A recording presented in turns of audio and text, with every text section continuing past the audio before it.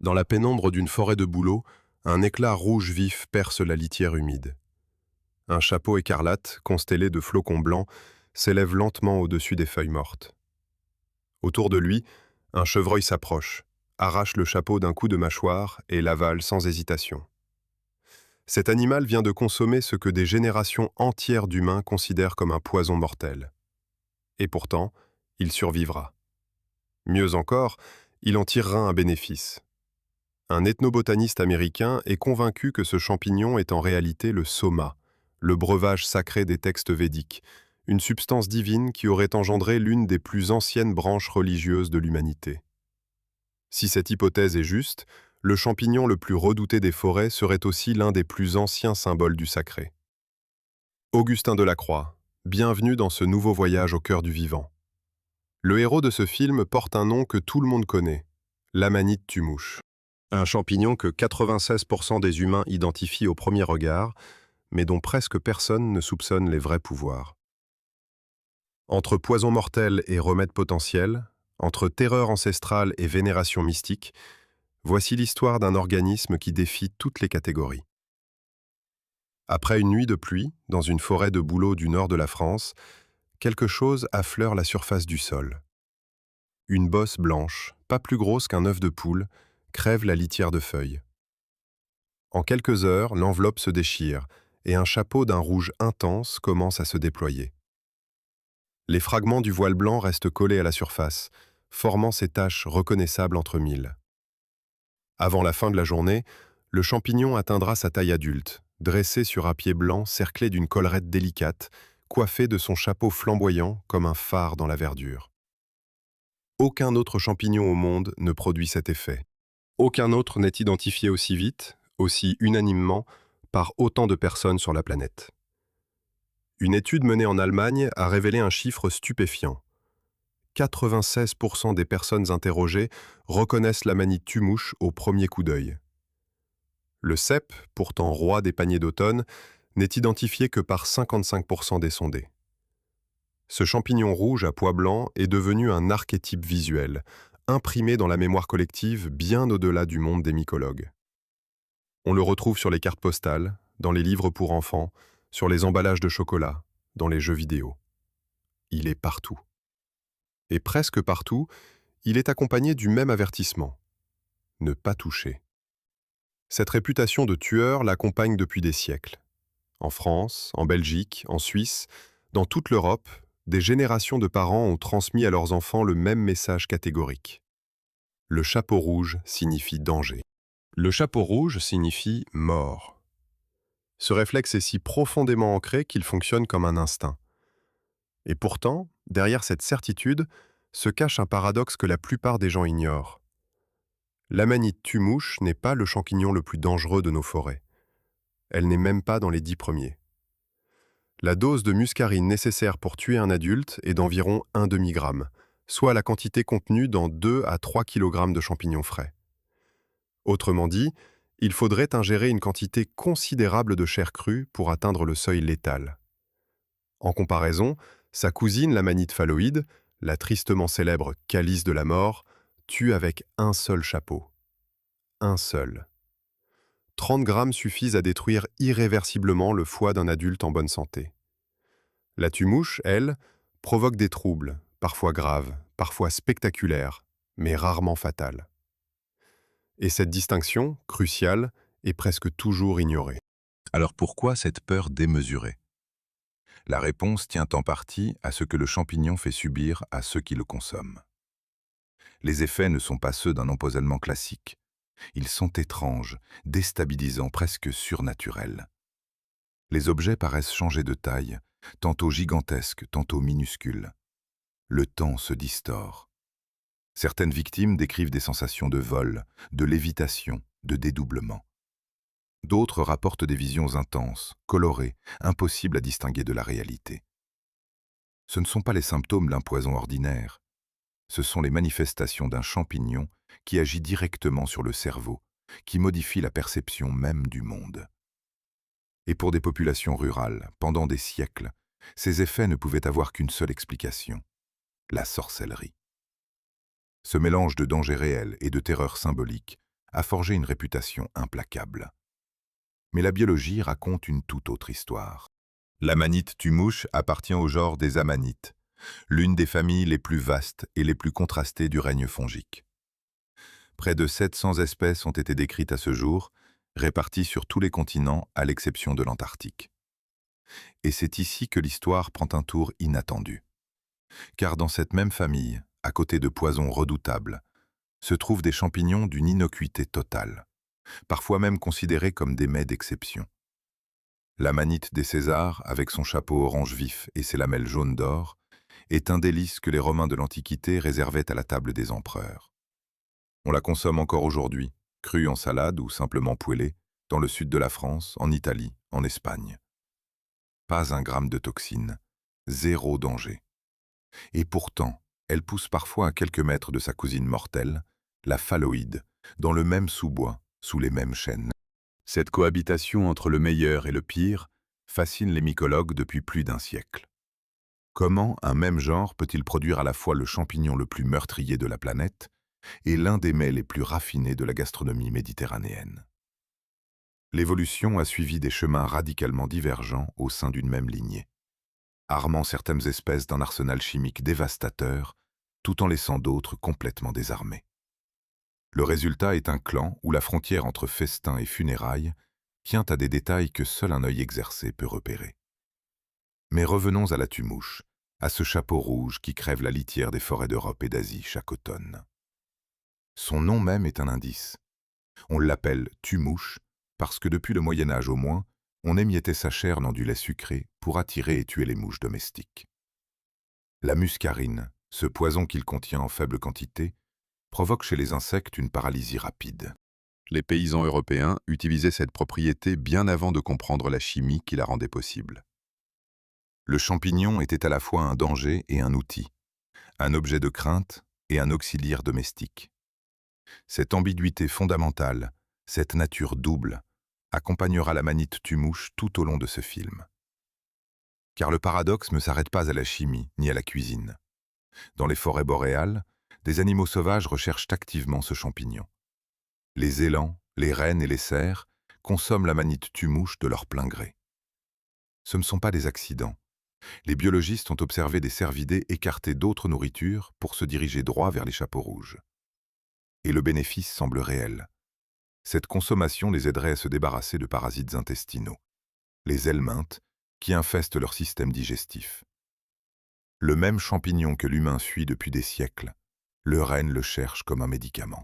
Cette divergence de réaction entre espèces est l'un des faits les plus troublants de la mycologie contemporaine, et elle n'a toujours pas reçu d'explication complète.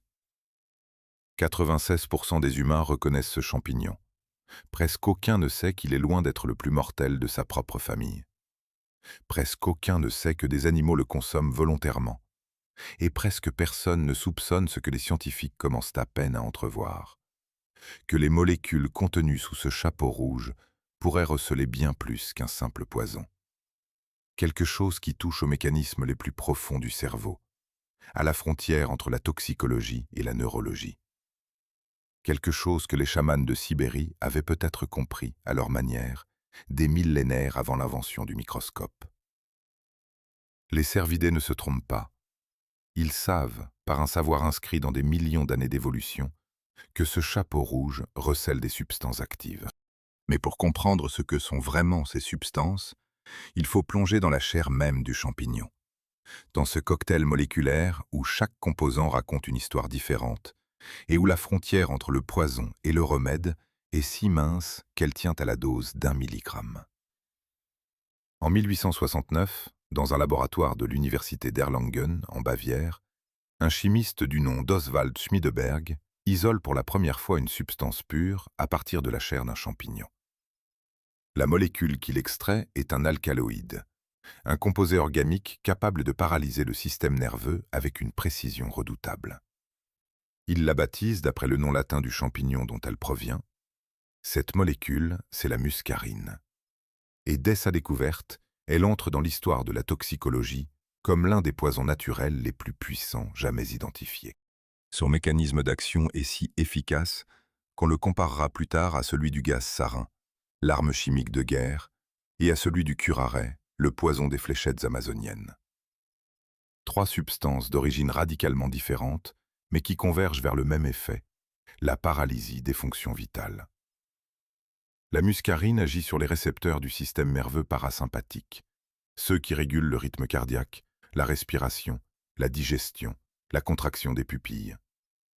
Lorsqu'elle se fixe sur ces récepteurs, elle déclenche une cascade de signaux incontrôlés. Le cœur ralentit brutalement. Les glandes salivaires et lacrymales s'emballent. Les bronches se contractent. La pression artérielle chute. À forte dose, c'est l'arrêt cardiaque. La dose létale pour un être humain se situe autour d'un demi-gramme, soit une quantité si infime qu'elle tiendrait sur la pointe d'un couteau. Voilà le portrait d'un tueur moléculaire implacable.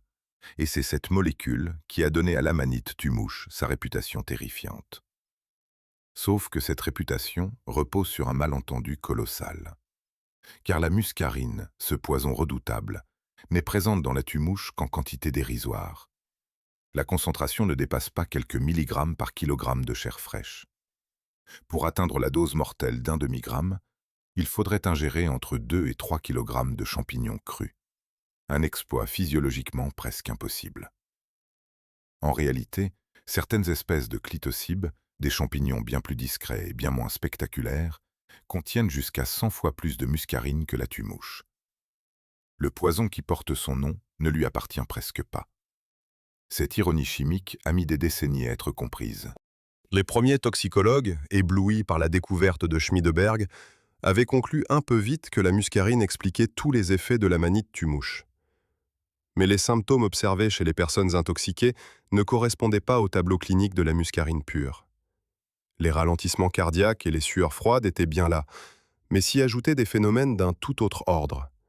Des hallucinations visuelles intenses, des distorsions de la perception de l'espace, une modification profonde de la conscience. La muscarine ne provoque rien de tel. Il y avait donc autre chose dans ce champignon, quelque chose que la chimie du XIXe siècle n'avait pas su trouver.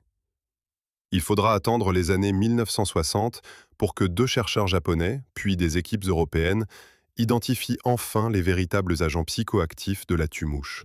Ils portent des noms que même les toxicologues prononcent avec une certaine prudence. L'acide iboténique et le muscimol. Ces 2 molécules sont les vrais maîtres du jeu, et leur mode d'action n'a rien à voir avec celui de la muscarine. L'acide iboténique est un analogue structurel du glutamate, le principal neurotransmetteur excitateur du cerveau humain. Lorsqu'il pénètre dans le système nerveux central, il se fixe sur les mêmes récepteurs que le glutamate et déclenche une tempête d'activité neuronale. Les neurones s'emballent, saturés de signaux. À forte dose, cette surexcitation peut détruire les cellules nerveuses. Les neurobiologistes utilisent d'ailleurs l'acide iboténique en laboratoire, en micro-injection, pour créer des lésions cérébrales contrôlées chez les animaux de recherche, afin d'étudier les maladies neurodégénératives. Le même composé qui provoque des visions dans une forêt de bouleaux sert d'outil de recherche dans les hôpitaux. Mais l'acide iboténique ne reste pas longtemps seul. Dans le champignon, et surtout dans le corps humain après ingestion, il se transforme progressivement en muscimol par un simple mécanisme chimique, une décarboxylation. Et le muscimol est une molécule d'une nature radicalement différente. Là où l'acide iboténique excite, le muscimol apaise. Il se fixe sur les récepteurs de l'acide gamma-aminobutyrique, le principal frein chimique du cerveau, celui qui ralentit l'activité neuronale, qui calme, qui endort. Le muscimol imite ce frein avec une puissance exceptionnelle, bien supérieure à celle de l'acide gamma-aminobutyrique naturel. Le résultat est un état de conscience profondément altéré, une sédation qui n'est pas un sommeil, une lucidité qui n'est pas un éveil, un entre-deux où les perceptions se déforment, où les distances se contractent ou se dilatent, où le temps semble perdre sa consistance. C'est ce cocktail à 2 étages, excitation puis inhibition, tempête puis accalmie, qui produit les effets si particuliers de l'amanite tumouche. Et c'est ce cocktail qui la distingue radicalement de sa cousine phalloïde. L'amanite phalloïde tue par un mécanisme totalement différent. Ces amatoxines, des peptides cycliques d'une stabilité terrifiante, résistent à la cuisson, à la congélation, à l'acidité gastrique et vont se fixer sur une enzyme essentielle dans le noyau des cellules hépatiques. Elle bloque la transcription de l'ADN. Le foie, privé de la capacité de renouveler ses protéines, entre en nécrose silencieuse. Les symptômes n'apparaissent que 6 à 12 heures après l'ingestion, parfois plus, quand les dégâts sont déjà irréversibles. C'est un assassinat cellulaire, méthodique, invisible et presque toujours mortel. La tumouche, elle, ne détruit pas les organes. Elle s'attaque à la perception. Deux champignons du même genre, deux stratégies chimiques aux antipodes. L'une est une arme de guerre cellulaire, l'autre est un perturbateur de conscience. Mais une question demeure, et elle a longtemps embarrassé les biologistes. À quoi servent ces substances? L'acide iboténique et le mucimol ne protègent pas le champignon contre les insectes aussi efficacement que d'autres défenses chimiques connues dans le règne fongique. Ils ne repoussent pas les limaces, qui dévorent volontiers la tumouche. Ils n'empêchent pas les larves de diptères de creuser des galeries dans la chair du chapeau. Alors pourquoi le champignon investit-il de l'énergie métabolique à produire des molécules aussi complexes si elles ne le défendent pas efficacement? Une hypothèse récente propose une réponse fascinante. L'acide iboténique, en plus de ses effets sur le système nerveux des animaux, possède des propriétés insecticides spécifiques contre certains diptères. Dissous dans l'eau qui s'accumule à la surface du chapeau après la pluie, il paralyse les mouches qui viennent s'y poser, d'où le nom ancestral du champignon. Mais cette fonction insecticide pourrait n'être qu'un effet secondaire. D'autres chercheurs suggèrent que ces molécules jouent un rôle dans la communication chimique souterraine entre le mycélium et les racines des arbres partenaires, facilitant l'établissement de la symbiose mycorhizienne qui est vitale pour les deux organismes. Le poison, en somme, ne serait pas une arme, mais un langage. Cette idée bouleverse la perception classique de la toxicité fongique. Et elle ajoute une couche supplémentaire au mystère de la biochimie de la tumouche. Car une propriété du mucimol rend ce champignon unique parmi tous les organismes psychoactifs connus. Le mucimol traverse les reins humains presque intacts. Il est excrété dans l'urine, sous une forme encore active, parfois même plus concentrée que dans le champignon d'origine, parce que le foie a éliminé une partie des composés nauséeux, notamment l'acide iboténique, tout en laissant passer le muscimol. Autrement dit, l'urine d'une personne ayant consommé de la tumouche est elle-même psychoactive. Et cette propriété extraordinaire qu'aucun autre champignon ne partage à ce degré a été découverte non pas dans un laboratoire moderne, mais par des peuples de l'Arctique il y a des milliers d'années. La muscarine a donné son nom au champignon, mais c'est le muscimol qui lui a donné son pouvoir.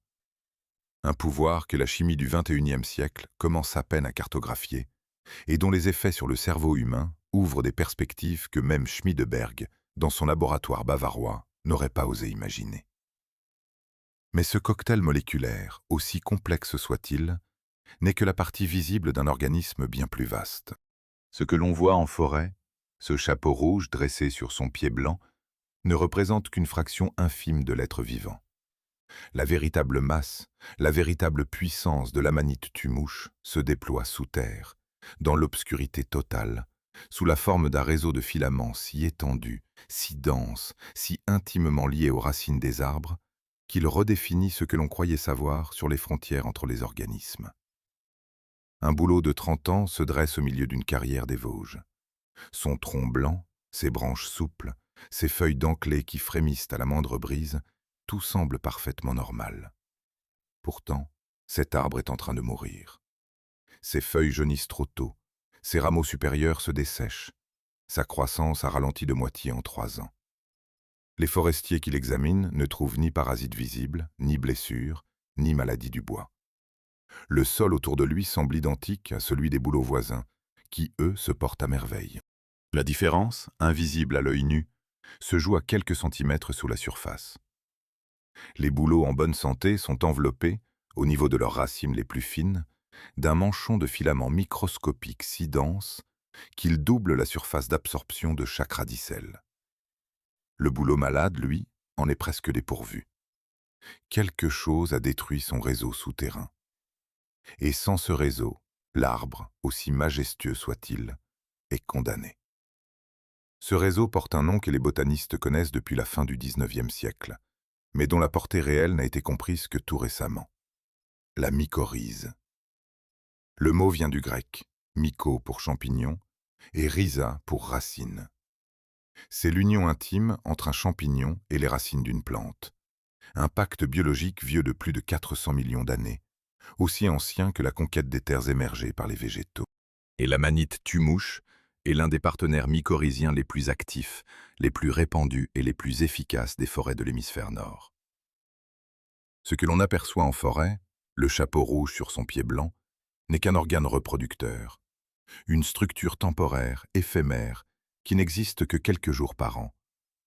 Le véritable corps du champignon est le mycélium, un réseau de filaments appelés hyphes, chacun plus fin qu'un cheveu humain, qui s'étend dans le sol sur des surfaces considérables. Un seul individu peut déployer son mycélium sur plusieurs dizaines de mètres autour du point où apparaît le chapeau. Dans 1 m3 de sol forestier sain, on peut trouver jusqu'à 8 km de filaments fongiques entrelacés. 8 km de fils vivants, dans un volume qui tiendrait dans une grande valise. Ces filaments ne se contentent pas d'occuper le sol. Ils pénètrent entre les cellules des racines les plus fines des arbres, sans les détruire, sans les parasiter, en s'insinuant dans les espaces intercellulaires avec une précision chirurgicale. C'est là, dans cette zone de contact microscopique, que se joue l'échange. Le champignon fournit à l'arbre de l'eau et des sels minéraux, en particulier du phosphore et de l'azote, qu'il est capable d'extraire de la roche et de la matière organique avec une efficacité que les racines seules ne peuvent pas atteindre. En retour, l'arbre fournit au champignon des sucres, produits de la photosynthèse, cette énergie solaire convertie en glucose que le champignon, dépourvu de chlorophylle, est incapable de fabriquer par lui-même. Ni l'un ni l'autre ne pourrait prospérer seul. C'est un marché, une alliance à bénéfice réciproque, et sa rupture condamne les deux partenaires. L'amanite tue-mouche noue cette alliance avec une liste impressionnante d'essences forestières. Les bouleaux, les épicéas, les pins sylvestres, les chênes, les hêtres, les sapins, les mélèzes. Pratiquement toutes les grandes espèces des forêts tempérées et boréales d'Europe et d'Asie figurent parmi ses partenaires. Cette capacité à s'associer avec autant d'hôtes différents explique en partie son omniprésence géographique. Du cercle polaire arctique aux forêts méditerranéennes d'altitude, des plaines scandinaves aux montagnes du Japon, partout où poussent des arbres à mycorhize, la tue-mouche peut s'installer. Sa plasticité relationnelle est l'une des clés de son succès évolutif. Mais la mycorhize de l'amanite tue-mouche n'est pas un simple tuyau d'approvisionnement bilatéral.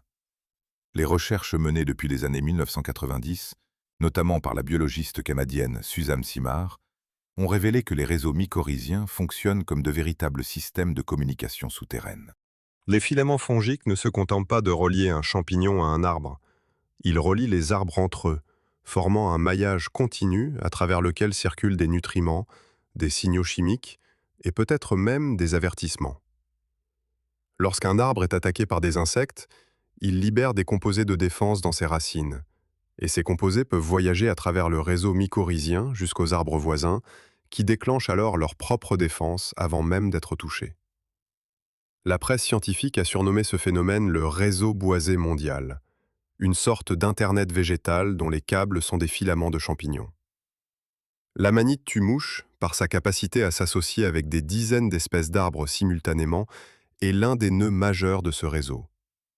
Un seul mycélium de tue-mouche peut être connecté à plusieurs arbres de plusieurs espèces en même temps, servant de pont entre un bouleau et un épicéa, entre un vieux chêne et un jeune sapin. Dans cette architecture souterraine, le champignon rouge à pois blanc, celui que tout le monde reconnaît et que presque tout le monde craint, joue en réalité le rôle d'un connecteur essentiel à la santé de la forêt tout entière. Sans lui et ses semblables, les arbres absorbent moins d'eau, moins de minéraux, résistent moins bien aux sécheresses et aux maladies. Des expériences de reboisement menées en Europe et en Amérique du Nord ont montré que des jeunes plants privés de partenaires mycorhiziens présentent des taux de survie nettement inférieurs à ceux inoculés avec des champignons symbiotiques. La forêt a besoin de ces champignons autant que les champignons ont besoin de la forêt.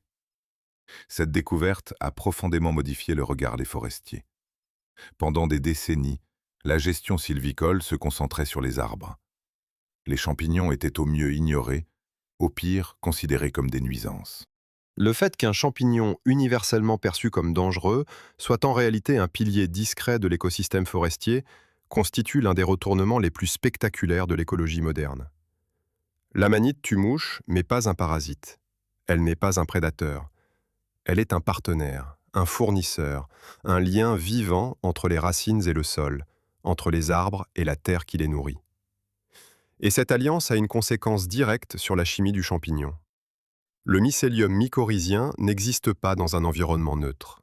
Il est en compétition permanente avec d'autres champignons, d'autres micro-organismes, des bactéries, des nématodes, qui tentent de se nourrir de ces filaments. Le sol forestier est un champ de bataille microscopique où chaque centimètre cube est disputé. Les composés que la tumouche synthétise, y compris l'acide iboténique, pourraient jouer un rôle dans cette guerre souterraine, agissant comme des agents antimicrobiens ou des répulsifs contre les micro-organismes concurrents. Le poison ne serait alors pas destiné aux humains, ni même aux animaux. Il serait une arme de défense territoriale, forgée au fil de millions d'années de compétition invisible dans l'obscurité du sol. Voilà donc ce que cache le chapeau rouge. Sous la surface, un organisme d'une complexité stupéfiante, connecté aux racines de dizaines d'arbres, engagé dans des échanges chimiques permanents, livrant des batailles silencieuses contre des adversaires microscopiques, et maintenant en vie des forêts entières sans que personne, en surface, ne soupçonne son existence. Le chapeau n'est qu'un signal, une bannière hissée quelques jours par an pour accomplir une seule mission, disperser des spores et assurer la reproduction. Et c'est précisément cette mission qui révèle l'un des spectacles les plus saisissants de la biologie fongique. Car la naissance d'un chapeau de tue-mouche, depuis le premier enflement du mycélium jusqu'à l'ouverture complète de la coiffe écarlate, est un processus d'une rapidité et d'une violence mécanique que rien, dans l'image paisible d'un champignon de sous-bois, ne laisse présager. Ce qui émerge du sol en quelques heures a été préparé pendant des semaines dans l'obscurité totale, comprimé dans une enveloppe blanche si serrée qu'elle évoque un œuf. Et cet œuf, lorsqu'il éclot, libère une force capable de soulever l'asphalte. Sur le bitume fissuré d'un parking de supermarché, en banlieue de Lyon, un employé découvre un matin une bosse dans l'asphalte. Le lendemain, la bosse s'est transformée en cratère. Et au centre du cratère, intact, triomphant, un chapeau rouge à pois blancs se dresse à la verticale, entouré de débris de goudron. Une amanite tue-mouche a percé plusieurs centimètres d'asphalte en moins de 48 heures. La scène paraît impossible. Ce champignon n'a ni muscles, ni os, ni la moindre structure rigide. Sa chair est si fragile qu'on peut l'écraser entre deux doigts. Et pourtant, il a vaincu un revêtement routier conçu pour supporter le poids de camion. Le mécanisme qui permet cet exploit est purement hydraulique. Chaque cellule du champignon en croissance fonctionne comme un minuscule vérin. Elle absorbe de l'eau à travers sa membrane, gonfle et exerce une pression interne appelée pression de turgescence. Individuellement, la force produite par une seule cellule est dérisoire. Mais des millions de cellules poussant simultanément dans la même direction produisent une pression cumulée qui peut atteindre plusieurs atmosphères. C'est cette force collective, silencieuse, irrésistible, qui soulève la terre, écarte les cailloux, fend les racines mortes et, dans les cas les plus spectaculaires, fait éclater le bitume. Le champignon ne force pas le passage, il le presse, millimètre par millimètre, avec la patience d'un fluide et la puissance d'un cric. Mais cette irruption brutale à la surface n'est que l'acte final d'une préparation qui a duré des semaines dans l'obscurité totale. Tout commence dans le mycélium, ce réseau de filaments enfoui sous la litière forestière. Lorsque les conditions sont réunies, une combinaison précise de température, d'humidité et de photopériode, certains nœuds du mycélium commencent à se densifier. Les ifs s'agrègent, se compactent, forment une masse de plus en plus organisée que le mycologue appelle un primordium. Ce primordium est l'embryon du futur chapeau. Il contient déjà, à l'état comprimé, toutes les structures du champignon adulte, le pied, les lamelles, le chapeau, l'anneau. Tout est là, miniaturisé, replié sur lui-même, enveloppé dans une membrane protectrice continue que l'on appelle le voile universel. C'est ce voile qui donne au jeune champignon son apparence si caractéristique. Avant l'éclosion, L'amanite tue-mouche ressemble à un œuf blanc posé à la surface du sol ou à peine enfoui sous la litière. Un œuf lisse, ferme, d'un blanc pur, d'environ 3 à 5 cm de diamètre. À l'intérieur, la future chair rouge est déjà formée, comprimée sous la membrane comme un poussin dans sa coquille. Et lorsque la croissance s'accélère, la pression hydraulique fait le reste. Le voile se déchire, le chapeau rouge émerge, et les fragments du voile restent collés à la surface de la coiffe, formant ces flocons blancs qui sont la signature visuelle de l'espèce. Ces flocons ne sont donc pas des excroissances, ni des taches, ni une pigmentation.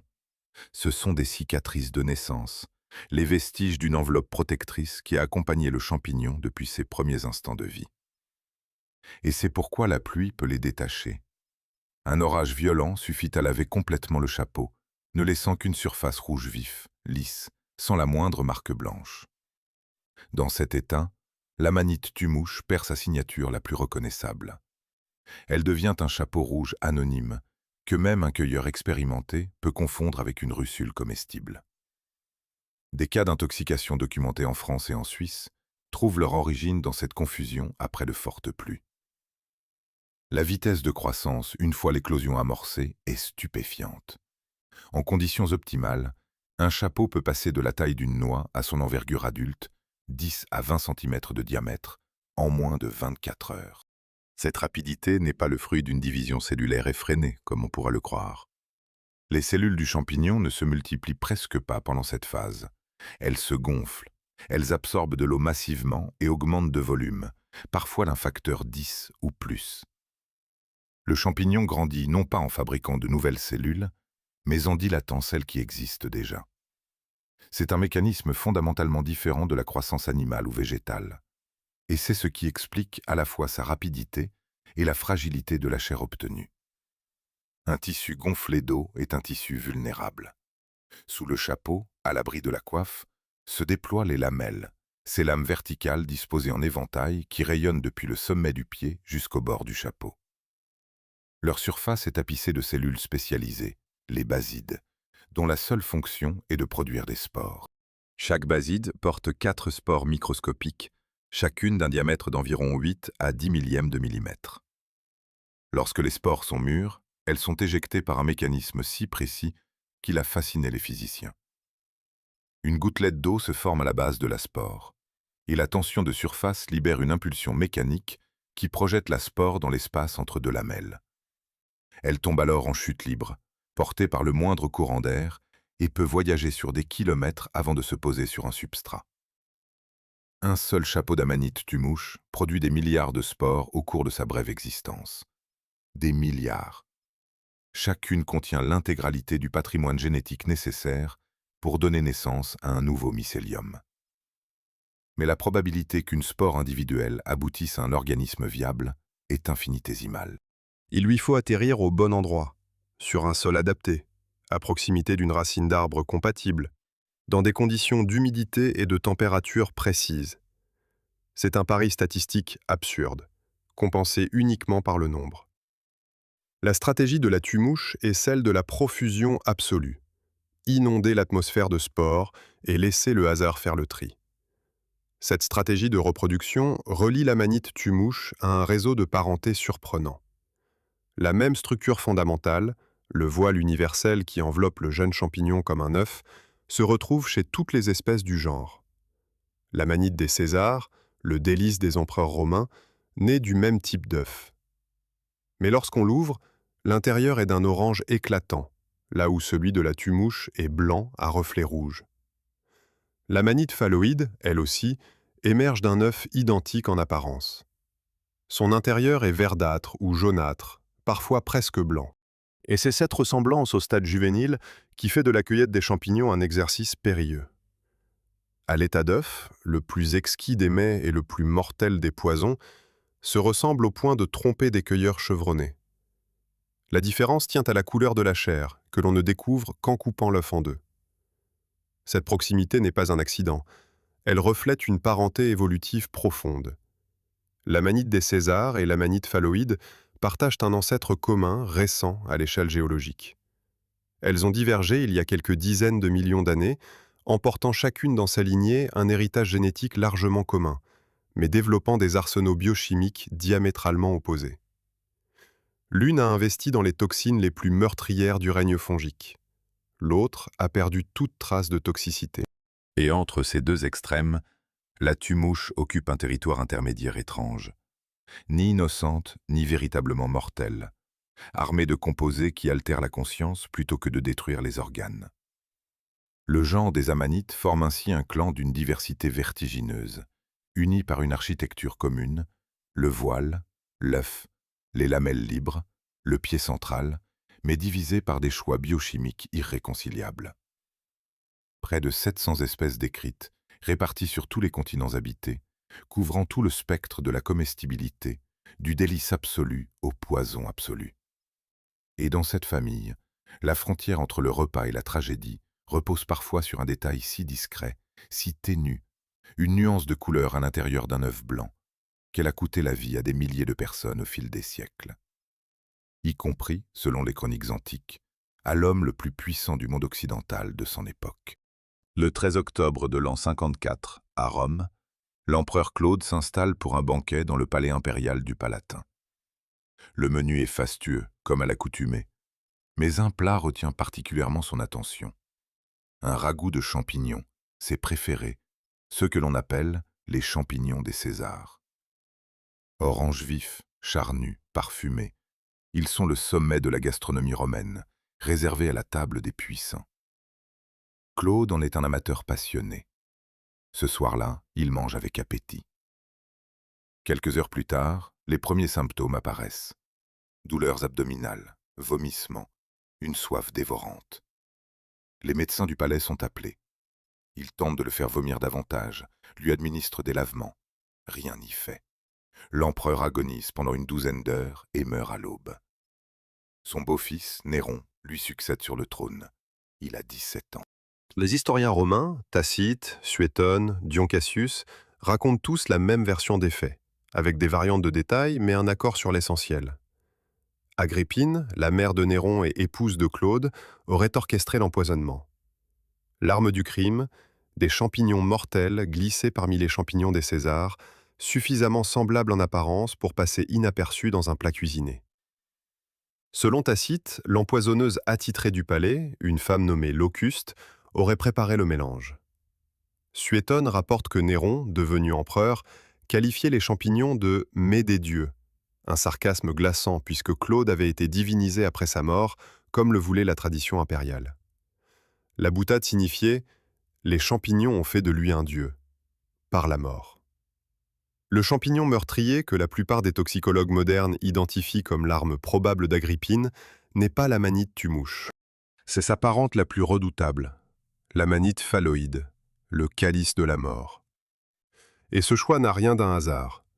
L'amanite phalloïde est le seul champignon capable de tuer avec une telle discrétion. Ces toxines, les amatoxines, résistent à la cuisson, au séchage, au vinaigre, à tous les traitements culinaires traditionnels. Elles n'altèrent ni le goût, ni l'odeur du plat. Et surtout, elles agissent à retardement. Les premiers symptômes n'apparaissent que 6 à 12 heures après l'ingestion, parfois plus, un délai suffisant pour que le lien entre le repas et le malaise échappe même aux médecins les plus attentifs. Lorsque les symptômes se déclarent, les toxines ont déjà atteint le foie et commencé leur travail de destruction cellulaire. À ce stade, même la médecine contemporaine, avec ses greffes hépatiques et ses traitements de réanimation, peine à sauver tous les patients. Au 1er siècle, c'était une condamnation sans appel. Un seul chapeau d'amanite phalloïde suffit. 30 grammes de chair fraîche contiennent assez d'amatoxine pour tuer un adulte en bonne santé. Et cette puissance meurtrière n'est pas un cas isolé dans la famille. L'amanite printanière et l'amanite vireuse, 2 espèces proches, sont tout aussi mortelles, avec le même mécanisme d'action et la même discrétion chimique. À L3, ces espèces sont responsables de plus de 90% des décès par empoisonnement fongique dans le monde. Le genre des amanites est statistiquement le clan le plus meurtrier du règne des champignons. Et pourtant, dans ce même clan, à quelques mutations génétiques de distance, vit un champignon d'une innocuité totale. L'amanite des Césars ne contient pas 1 mg de toxine. Sa chair orange, ses lamelles jaunes d'or, son pied jaune vif cerclé d'un anneau membraneux et sa volve blanche forment un ensemble d'une beauté éclatante et d'une sécurité absolue. On la consomme crue, en fines tranches, arrosée d'huile d'olive et de jus de citron, dans les régions méditerranéennes où elle pousse naturellement. En Italie, on l'appelle ovolo, l'œuf, en référence à son stade juvénile. En Provence, on la connaît sous le nom d'oronge. Les Romains de l'Antiquité la nommaient le premier parmi les champignons, et ils ne la servaient qu'aux convives de marque. Ce contraste entre la phalloïde et l'amanite des Césars pose un problème fascinant aux biologistes de l'évolution. Comment deux espèces aussi proches génétiquement ont-elles pu développer des profils biochimiques aussi radicalement opposés? La réponse se trouve dans les stratégies de survie divergentes adoptées par chaque lignée au cours de dizaines de millions d'années d'évolution parallèle. L'amanite phalloïde a investi massivement dans la défense chimique. Ces amatoxines sont des peptides cycliques d'une stabilité exceptionnelle, résistant à la chaleur, aux enzymes digestives, aux acides. Elle constitue un bouclier presque parfait contre les prédateurs. Un animal qui mange une phalloïde et survit, ce qui est rare, ne recommencera jamais. Et les animaux qui en meurent servent d'avertissement pour les autres, à travers les mécanismes d'apprentissage social propres à chaque espèce. L'amanite des Césars, en revanche, semble avoir emprunté une toute autre voie. En l'absence de défense chimique, elle mise sur la rapidité de son cycle reproductif et sur l'abondance de sa production de spores. Elle pousse vite, fructifie abondamment et compense les pertes dues aux prédateurs par la profusion. C'est la stratégie du nombre contre celle du poison, la fécondité contre la toxicité. Deux solutions au même problème, celui de perpétuer sa lignée dans un environnement hostile, et deux résultats aux conséquences diamétralement opposées pour les humains qui les croisent. Entre ces deux extrêmes, le genre des amanites déploie un éventail de variantes qui couvrent la totalité du spectre. L'amanite panthère, une espèce trapue au chapeau brun couvert de flocons blancs, concentre un arsenal chimique redoutable. Sa chair contient de l'acide iboténique et du muscimol en concentration bien supérieure à celle de la tumouche, mais aussi de l'acide helvélique, un composé capable de détruire les cellules hépatiques. 100 grammes de ce champignon renferment suffisamment de substances actives pour provoquer un empoisonnement sévère, et les confusions avec des espèces comestibles sont fréquentes. En France, les centres antipoison enregistrent chaque automne des cas d'intoxication à l'amanite panthère, souvent confondue avec l'amanite rougissante, une espèce voisine parfaitement comestible. Car c'est là l'une des ironies les plus cruelles de cette famille. L'amanite rougissante, que l'on reconnaît au rosissement progressif de sa chair lorsqu'on la coupe, est un champignon savoureux, apprécié des connaisseurs. Son chapeau gris rosé, ses flocons blancs, sa silhouette générale le rendent presque indiscernable de l'amanite panthère pour un cueilleur inexpérimenté.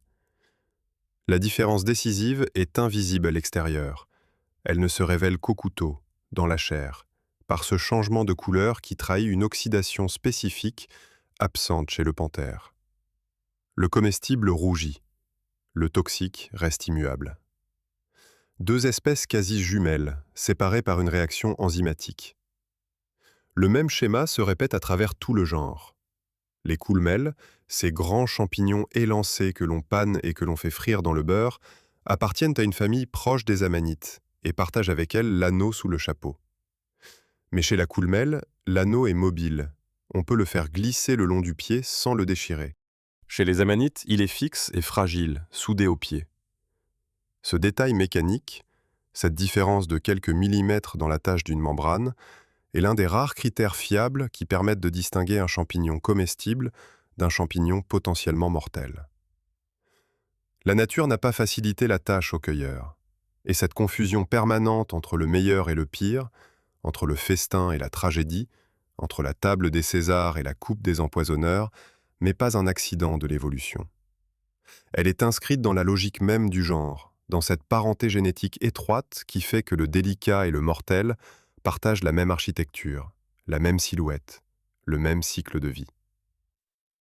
Si l'amanite des Césars ressemble à la phalloïde au stade juvénile, c'est parce qu'elles descendent d'un même ancêtre, qu'elles ont hérité du même plan de construction et qu'elles n'ont divergé que sur un point, certes capital, la chimie de leur chair. Le clan des Amanites est une famille où les frères et les sœurs peuvent être, avec la même élégance et la même discrétion, soit un cadeau, soit une sentence de mort. Le meurtre de Claude, si meurtre il y eut, est la démonstration historique la plus célèbre de cette ambiguïté. Un empereur tué par le champignon qu'il aimait le plus, ou plutôt par le sosie mortel de ce champignon, glissé dans son assiette par une main qui connaissait parfaitement la ressemblance entre les deux espèces. Agrippine, si elle est bien la commanditaire, n'a pas eu besoin d'un poison sophistiqué, d'un alchimiste, d'un savoir occulte. Elle n'a eu besoin que de la biologie. La nature avait déjà fait tout le travail. Il suffisait de substituer un œuf à un autre. Mais cette histoire de poison, de pouvoir et de mort ne représente qu'une facette de la relation entre les Amanites et les civilisations humaines. Le même genre qui a tué un empereur a aussi, selon certains chercheurs, engendré des dieux. Car la dualité du clan des Amanites, cette oscillation permanente entre extase et destruction, entre vénération et terreur, se retrouve au cœur de traditions bien plus anciennes que Rome, bien plus anciennes que l'écriture. Des traditions où le champignon rouge n'était pas un danger à éviter, mais une porte à franchir. Dans une ferme de Bavière, au milieu du XVIIIe siècle, une servante verse du lait tiède dans une assiette creuse. Elle y émiette un morceau de chapeau rouge, celui qu'elle a ramassé à l'orée du bois le matin même. Elle ajoute une pincée de sucre, mélange le tout et pose l'assiette sur le rebord de la fenêtre de la cuisine. Au bout d'une heure, la surface du lait est couverte de mouches mortes ou agonisantes, les pattes crispées, les ailes collées au liquide blanchâtre. La servante jette le tout, rince l'assiette et recommence le lendemain. Ce geste, elle le répète chaque été depuis son enfance. Sa mère le faisait avant elle, sa grand-mère aussi. Personne dans le village ne sait exactement pourquoi le champignon rouge tue les mouches. Tout le monde sait que ça fonctionne. Ce piège domestique est sans doute la plus ancienne utilisation documentée de l'amanite tue-mouche par les humains en Europe. Et c'est de lui que le champignon tire son nom dans presque toutes les langues du continent. Tue-mouche en français, Fliegenpilz en allemand, Fly agaric en anglais, Matamoscas en espagnol. Dans chaque cas, le nom renvoie à cette fonction d'insecticide naturel que les populations rurales exploitaient bien avant de comprendre le moindre mécanisme chimique. Albert le Grand, le théologien et naturaliste du XIIIe siècle, mentionnait déjà cette pratique. Elle traversera les siècles presque inchangés, survivant à la Renaissance, aux Lumières, à la Révolution industrielle, ne disparaissant qu'avec l'arrivée des insecticides chimiques de synthèse au XXe siècle. Mais l'empreinte de l'amanite tue-mouche sur la culture européenne dépasse de loin le rebord des fenêtres. Ce champignon a colonisé l'imaginaire occidental avec une efficacité que peu d'organismes vivants peuvent revendiquer. Son image est partout, si omniprésente qu'on ne la remarque plus. Les cartes de Noël germaniques et scandinaves le représentent depuis le XIXe siècle comme un porte-bonheur, souvent accompagné d'un trèfle à 4 feuilles ou d'un ramoneur. En Allemagne et en Autriche, offrir un champignon rouge en pâte d'amande ou en chocolat pour le Nouvel An est une tradition qui persiste jusqu'à ce jour. Le contraste est saisissant. Un champignon que tout le monde considère comme un poison dangereux est simultanément un symbole de chance et de prospérité. Cette contradiction apparente plonge ses racines dans un substrat culturel très ancien. Dans les traditions populaires germaniques et scandinaves, le champignon rouge est associé au monde des esprits, des gnomes, des elfes et des êtres féeriques. Les illustrations de contes de fées depuis les frères Grimm montrent invariablement des lutins assis sur des chapeaux d'amanite ou vivant dans des maisons en forme de champignons rouges à pois blancs. Cette association n'est pas arbitraire. Les folkloristes y voient un écho des propriétés psychoactives du champignon, connu des populations rurales depuis des temps immémoriaux. Le champignon qui fait voir des choses étranges, qui modifie la taille des objets, qui provoque des visions de créatures impossibles, est naturellement devenu le champignon des fées, le seuil entre le monde réel et le monde des esprits. Et c'est précisément cette propriété de distorsion perceptive qui a conduit un auteur britannique à créer l'une des scènes les plus célèbres de la littérature mondiale. En 1865, Lewis Carroll publie un récit où une jeune fille, après avoir goûté un côté puis l'autre d'un champignon sur lequel trône une chenille fumant un narguilé, grandit et rapetisse tour à tour de manière incontrôlable. Carroll n'a jamais confirmé que le champignon de son histoire était une amanite tue-mouche. Mais les symptômes qu'il décrit, la macropsie et la micropsie, Cette perception altérée où les objets paraissent tantôt gigantesques, tantôt minuscules, correspondent exactement aux effets documentés du mucimol sur le système nerveux humain. Les neurologues ont d'ailleurs donné à ce trouble perceptif un nom clinique officiel, le syndrome d'Alice au pays des merveilles. La fiction et la toxicologie se sont rejointes. Le champignon rouge a également laissé sa trace dans l'histoire militaire, quoique de manière plus controversée. Selon une hypothèse débattue depuis le XIXe siècle, les guerriers berserkers de la Scandinavie médiévale auraient consommé de l'amanite tue-mouche avant le combat pour atteindre l'état de fureur sacrée qui les rendait célèbres et redoutés. Les sagas nordiques décrivent des combattants qui hurlaient, mordaient leurs boucliers, ne ressentaient ni la douleur ni la peur et se battaient avec une rage surhumaine. Le botaniste suédois Samuel Odman a proposé en 1784 que cet état pouvait être induit par l'ingestion de tue-mouches. L'hypothèse a connu un grand succès populaire, mais la plupart des historiens contemporains la jugent fragile. Les effets du muskimol, principalement sédatifs et hallucinogènes, ne correspondent pas bien au profil d'un stimulant de combat. D'autres explications ont été avancées, la jusquiame noire, l'alcool, l'autosuggestion rituelle, et le débat reste ouvert. Mais le fait même que cette hypothèse ait traversé les siècles témoigne de la place singulière que le champignon rouge occupe dans l'imaginaire guerrier et mystique du nord de l'Europe. Plus récemment, l'amanite tue-mouche a conquis un territoire culturel inattendu, celui du jeu vidéo. Depuis 1985, l'un des personnages les plus reconnaissables de l'histoire du divertissement numérique, un plombier moustachu vêtu de rouge, ramasse des champignons rouges à pois blancs pour grandir instantanément et gagner en puissance. Les créateurs japonais de ce jeu n'ont jamais explicitement confirmé le lien avec l'amanite tue-mouche, mais la ressemblance visuelle est frappante, et l'effet de croissance subite évoque directement la macropsie provoquée par le muskimol. Le champignon le plus craint des forêts européennes est devenu, par un détour culturel vertigineux, un objet de récompense dans un jeu destiné aux enfants. Cette omniprésence culturelle pose une question que les anthropologues n'ont jamais entièrement résolue. Pourquoi ce champignon et pas un autre? Des centaines d'espèces de champignons poussent dans les forêts d'Europe. Certaines sont plus grandes, d'autres plus dangereuses, d'autres encore plus utiles. Mais aucune n'a engendré un tel foisonnement de représentations, de symboles, de récits et de superstitions. La beauté visuelle joue un rôle, sans doute. Le contraste du rouge et du blanc est saisissant, presque graphique, comme un signal conçu pour attirer le regard. Mais la beauté seule n'explique pas la profondeur de l'empreinte. Le cep est beau aussi, à sa manière. Le coprin chevelu a une élégance remarquable. Ni l'un ni l'autre n'ont engendré de mythologie. La réponse tient probablement à la combinaison unique de deux facteurs, la visibilité et l'effet. L'amanite tue-mouche est à la fois le champignon le plus reconnaissable et le seul champignon psychoactif courant dans les forêts tempérées d'Europe. Cette conjonction, un organisme que tout le monde voit et qui modifie la conscience de ceux qui le consomment, a créé les conditions d'une fascination culturelle sans équivalent. Le champignon rouge est devenu un archétype parce qu'il se situe exactement à l'intersection du visible et du mystérieux, du tangible et de l'inexplicable. On le voit partout, et ce qu'il provoque échappe à toute explication ordinaire. Pour des sociétés pré-scientifiques, cette combinaison ne pouvait mener qu'à une conclusion: le surnaturel. Et c'est cette conclusion qui transforme l'histoire culturelle de la tue-mouche en quelque chose de bien plus vaste que le folklore et les contes de fées. Car si les Européens ont intégré le champignon rouge dans leurs légendes populaires, d'autres civilisations, bien plus anciennes, lui ont accordé une place incomparablement plus élevée.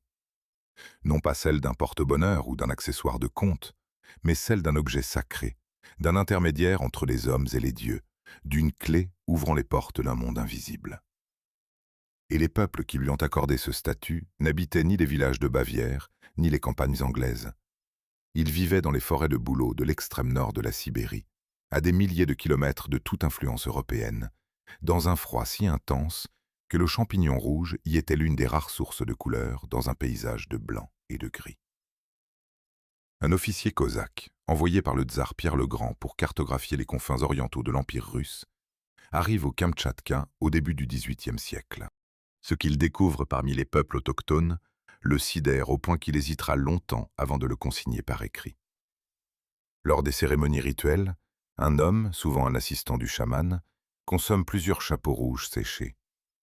Puis, quelques heures plus tard, le chaman recueille l'urine de cet homme et la boit. L'effet, rapporte l'officier, est plus puissant et plus régulier que celui des champignons eux-mêmes.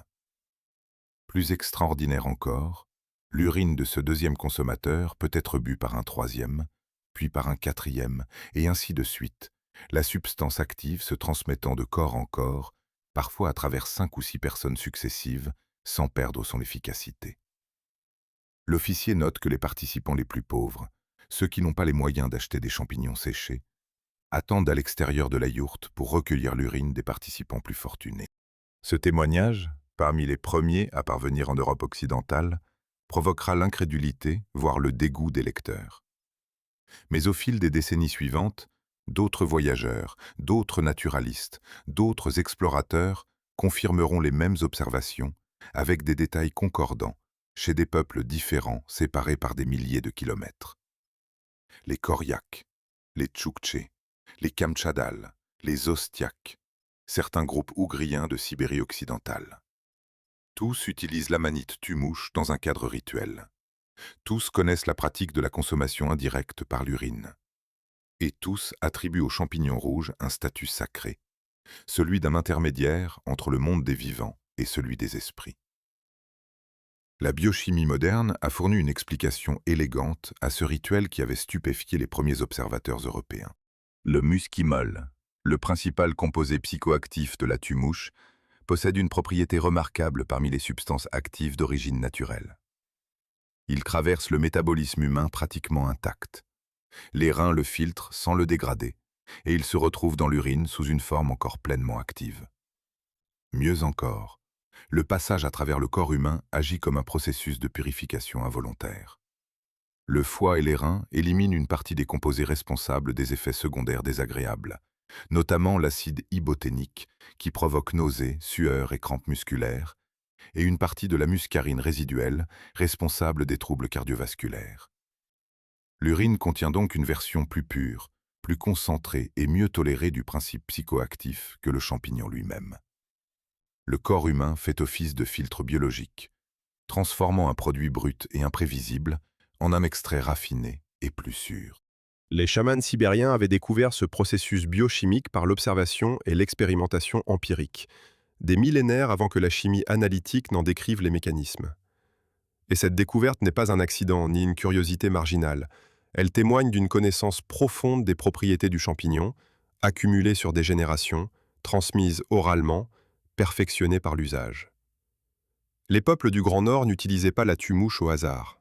Ils avaient développé un protocole précis, le séchage préalable, qui convertit une partie de l'acide iboténique en mucimol et réduit ainsi les effets toxiques. Le dosage, généralement 1 à 3 chapeaux séchés selon la corpulence du consommateur. Et la filtration biologique par les reins, qui achevait la transformation du produit brut en substance utilisable. Les effets recherchés par les chamans étaient spécifiques et fonctionnels. Le muskimol, en agissant sur les récepteurs cérébraux inhibitaires, induit un état de conscience modifié qui ne ressemble ni à l'ivresse alcoolique, ni au sommeil, ni à la rêverie. Les ethnologues qui ont recueilli les témoignages des derniers praticiens au XXe siècle décrivent un état de lucidité altéré, où le sujet reste éveillé mais perçoit le monde de manière radicalement différente. Les distances se contractent ou se dilatent. Les objets changent de taille. Le temps semble ralentir ou s'accélérer. Certains sujets rapportent une sensation de vol, de lévitation, de détachement du corps. D'autres décrivent des rencontres avec des entités animales ou des esprits de la forêt. Pour les chamans, ces expériences n'étaient pas des hallucinations, mais des voyages réels dans un monde parallèle. Et le champignon rouge était le véhicule qui permettait d'y accéder. Un détail du rituel a retenu l'attention des ethnologues avec une insistance particulière. Dans plusieurs traditions sibériennes, les reines jouent un rôle central dans la relation entre les humains et le champignon. Les reines, comme les autres cervidés, recherchent activement les amanites tumouches et les consomment de leur plein gré. Les éleveurs de rennes du Grand Nord ont observé depuis des temps immémoriaux que leurs animaux, après avoir mangé des chapeaux rouges, produisent une urine dont les effets psychoactifs sont comparables à ceux de l'urine humaine. Certains témoignages rapportent que des chamans recueillaient l'urine des rennes ayant consommé des champignons plutôt que de consommer eux-mêmes le produit brut. Le renne servait alors de premier filtre biologique et le chaman bénéficiait d'un extrait déjà partiellement purifié par le métabolisme animal. Cette relation triangulaire entre l'humain, le renne et le champignon a engendré au cours du XXe siècle l'une des hypothèses les plus audacieuses et les plus controversées de l'anthropologie des religions. Plusieurs ethnologues ont proposé que certains éléments centraux du mythe moderne du Père Noël trouvent leur origine dans les rituels chamaniques sibériens liés à la manite tumouche. Les arguments sont frappants par leur accumulation. Le costume rouge et blanc du personnage reprend les couleurs du champignon. Les rennes volants évoquent les sensations de vol et de lévitation provoquées par le muskimol. L'entrée par la cheminée correspond au mode d'accès traditionnel des yourtes sibériennes, dont le trou de fumée, situé au sommet, servait parfois d'entrée en hiver lorsque la neige bloquait la porte. Le chaman, vêtu de ses habits cérémoniels, descendait par cette ouverture pour apporter aux habitants de la yourte les champignons séchés qu'il avait préparés, souvent suspendus à des ficelles pour le séchage, comme des ornements accrochés à un sapin. Cette hypothèse, popularisée dans les années 1970, a été accueillie avec un mélange de fascination et de scepticisme. Les historiens des religions soulignent que le mythe du Père Noël tel que nous le connaissons est une construction relativement récente, largement façonnée par la publicité et la culture populaire anglo-saxonne du XIXe et du XXe siècle. Les connexions avec le chamanisme sibérien, aussi séduisantes soient-elles, pourraient n'être que des coïncidences. Mais les défenseurs de l'hypothèse font remarquer que les coïncidences sont nombreuses, précises et difficiles à expliquer par le seul hasard. Le débat n'est pas tranché, et il illustre parfaitement la place unique que la manite tumouche occupe à l'intersection de la biologie, de la culture et du sacré. Ce qui est établi sans contestation, en revanche, c'est l'ancienneté et la profondeur du lien entre les peuples du Nord et le champignon rouge. Les pratiques chamaniques liées à la tumouche ne sont pas des curiosités marginales ni des inventions récentes. Elles sont attestées par des sources indépendantes, sur une aire géographique immense, couvrant toute la bande subarctique de la Scandinavie au Kamtchatka, et les ethnologues estiment que leur origine remonte à plusieurs millénaires au minimum. Dans certaines communautés, le champignon séché servait même de monnaie d'échange, tant sa valeur rituelle et pratique était élevée. Un seul chapeau séché pouvait s'échanger contre un renne entier. Le champignon le plus craint du monde tempéré était, dans le Grand Nord, l'un des biens les plus précieux. Cette vénération arctique pose une question qui dépasse le cadre de la Sibérie. Si un seul champignon a pu engendrer des rituels aussi élaborés, aussi codifiés, aussi durablement ancrés dans des cultures séparées par des milliers de kilomètres, est-il possible que son influence se soit étendue bien au-delà du cercle polaire? Est-il concevable que d'autres civilisations, dans d'autres temps, sous d'autres latitudes, aient elles aussi reconnu dans le chapeau rouge un objet de vénération? En 1968, un banquier new-yorkais devenu ethnobotaniste a répondu oui à cette question. Et il a désigné un texte sacré vieux de plus de 3000 ans comme la preuve de sa conviction. Ce texte décrit un breuvage divin, un liquide rouge qui confère l'extase et l'immortalité, et dont la recette exacte a été perdue dans la nuit des temps. En 1955, dans un village mazatèque des montagnes du sud du Mexique, un banquier américain du nom de Robert Gordon Wasson s'agenouille dans une pièce obscure et avale des champignons que lui tend une guérisseuse indigène. Cette nuit-là, il vit une expérience qui transforme radicalement le cours de sa vie. Les visions sont d'une intensité qu'il n'a jamais connue, d'une beauté qu'il peinera à décrire, d'une cohérence qui le convainc qu'il ne s'agit pas d'un simple désordre chimique du cerveau. 2 ans plus tard, il publie un article retentissant dans un grand magazine américain, révélant au monde occidental l'existence des champignons sacrés du Mexique. L'article fait sensation. Mais pour Wasson, le Mexique n'est qu'un début. Sa véritable obsession est ailleurs, plus loin dans le temps, plus loin dans l'espace, dans un texte que personne n'a jamais réussi à déchiffrer complètement. Les hymnes du Rig Veda. Le Rig Veda est le plus ancien des textes sacrés de l'Inde, composé entre 1500 et 1200 ans avant notre ère, par les peuples indo-aryens des hauts plateaux d'Asie centrale. Parmi ces 1028 hymnes, 114 sont consacrés à une seule entité, une substance divine appelée soma. Le soma n'est pas un dieu au sens classique, c'est à la fois une plante, un breuvage et une divinité. Les hymnes le décrivent comme un liquide sacré dont la consommation confère l'extase, la vision prophétique et même l'immortalité. Les prêtres védiques le pressaient lors de rituels élaborés, le filtraient à travers de la laine de mouton, le mêlaient à du lait et le buvaient en invoquant les dieux. Le soma était le centre de la vie rituelle védique, le lien entre les hommes et le divin, le plus précieux des offrandes. Mais à un moment indéterminé de l'histoire, le soma a disparu. Les textes védiques plus tardifs, composés après la migration des peuples indo-aryens vers les plaines du Gange, mentionnent des substituts végétaux, signe que la plante originale n'était plus disponible dans le nouvel environnement. En quelques siècles, la connaissance exacte de l'identité du soma s'est perdue. Depuis lors, des générations de botanistes, d'indianistes et d'historiens des religions ont tenté de retrouver la plante mystérieuse. Les phèdras, le cannabis, la rhubarbe sauvage, diverses espèces de plantes grimpantes, des dizaines de candidats ont été proposés au fil des siècles. Aucun n'a fait l'unanimité. Le soma est resté le plus grand mystère non résolu de l'ethnobotanique. En 1968, Wasson publie un ouvrage qui provoque un séisme dans le monde académique. Sa thèse tient en une phrase : le soma des Védas est l'amanite tumouche. Les arguments qu'il déploie sur plus de 300 pages sont d'une érudition et d'une minutie remarquables. Il commence par les descriptions physiques. Les hymnes décrivent le soma comme une plante sans racines, sans feuilles, sans fleurs et sans graines. Seul un champignon correspond à cette définition. Le soma est décrit comme rouge ou fauve, doté d'un chapeau ou d'une tête. Il pousse après la pluie sur les montagnes. Il gonfle en absorbant l'eau. Chacun de ces détails, pris isolément, pourrait s'appliquer à autre chose.